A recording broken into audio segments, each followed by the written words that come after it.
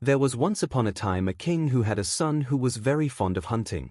He often allowed him to indulge in this pastime, but he had ordered his Grand Vizier always to go with him and never to lose sight of him. One day the huntsman roused a stag, and the prince, thinking that the vizier was behind, gave chase, and rode so hard that he found himself alone. He stopped, and having lost sight of it, he turned to rejoin the vizier, who had not been careful enough to follow him. But he lost his way. Whilst he was trying to find it, he saw on the side of the road a beautiful lady who was crying bitterly. He drew his horse's rein, and asked her who she was and what she was doing in this place, and if she needed help. "I am the daughter of an Indian king," she answered, "and whilst riding in the country I fell asleep and tumbled off. My horse has run away, and I do not know what has become of him." The young prince had pity on her, and offered to take her behind him, which he did. As they passed by a ruined building, the lady dismounted and went in. The prince also dismounted and followed her. To his great surprise, he heard her saying to someone inside, "Rejoice, my children, I am bringing you a nice fat youth." And other voices replied, "Where is he, mamma, that we may eat him at once, as we are very hungry?" The prince at once saw the danger he was in. He now knew that the lady who said she was the daughter of an Indian king was an ogress, who lived in desolate places, and who by 1,000 wiles surprised and devoured passers-by. He was terrified, and threw himself on his horse. The pretended princess appeared at this moment, and seeing that she had lost her prey, she said to him, "Do not be afraid. What do you want?" "I am lost," he answered, "and I am looking for the road." "Keep straight on," said the ogress, "and you will find it." The prince could hardly believe his ears, and rode off as hard as he could. He found his way, and arrived safe and sound at his father's house, where he told him of the danger he had run because of the Grand Vizier's carelessness.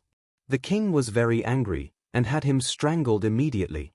"Sire," went on the vizier to the Greek king, "to return to the physician, Dubin.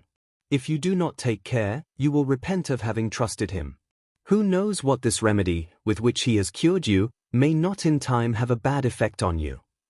The Greek king was naturally very weak, and did not perceive the wicked intention of his vizier, nor was he firm enough to keep to his first resolution. "Well, vizier," he said, "you are right. Perhaps he did come to take my life. He might do it by the mere smell of one of his drugs. I must see what can be done." "The best means, sire, to put your life in security, is to send for him at once, and to cut off his head directly he comes," said the vizier. "I really think," replied the king, "that will be the best way." He then ordered one of his ministers to fetch the physician, who came at once. "I have had you sent for," said the king, "in order to free myself from you by taking your life." The physician was beyond measure astonished when he heard he was to die. "What crimes have I committed, your majesty?" "I have learnt," replied the king, "that you are a spy, and intend to kill me. But I will be first, and kill you. Strike," he added to an executioner who was by, "and rid me of this assassin." At this cruel order the physician threw himself on his knees. "Spare my life," he cried, "and yours will be spared." The fisherman stopped here to say to the genius, "You see what passed between the Greek king and the physician has just passed between us too. The Greek king," he went on, "had no mercy on him, and the executioner bound his eyes. All those present begged for his life, but in vain.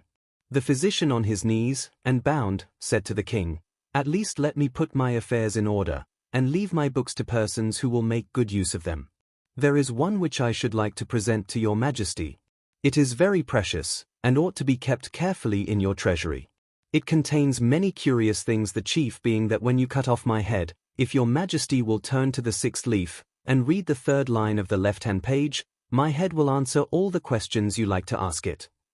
The king, eager to see such a wonderful thing, put off his execution to the next day, and sent him under a strong guard to his house. There the physician put his affairs in order, and the next day there was a great crowd assembled in the hall to see his death, and the doings after it. The physician went up to the foot of the throne with a large book in his hand. He carried a basin, on which he spread the covering of the book, and presenting it to the king, said, 'Sire, take this book, and when my head is cut off, let it be placed in the basin on the covering of this book. As soon as it is there, the blood will cease to flow. Then open the book, and my head will answer your questions. But, sire, I implore your mercy, for I am innocent. Your prayers are useless, and if it were only to hear your head speak when you are dead, you should die." So saying, he took the book from the physician's hands, and ordered the executioner to do his duty. The head was so cleverly cut off that it fell into the basin, and directly the blood ceased to flow. Then, to the great astonishment of the king, the eyes opened, and the head said, "Your Majesty, open the book."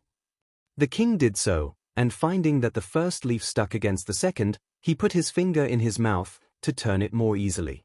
He did the same thing till he reached the 6th page, and not seeing any writing on it, "Physician," he said, "there is no writing." "Turn over a few more pages," answered the head. The king went on turning, still putting his finger in his mouth, till the poison in which each page was dipped took effect. His sight failed him, and he fell at the foot of his throne.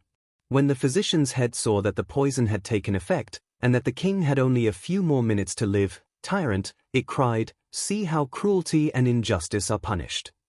Scarcely had it uttered these words than the king died, and the head lost also the little life that had remained in it. That is the end of the story of the Greek king, and now let us return to the fisherman and the genius.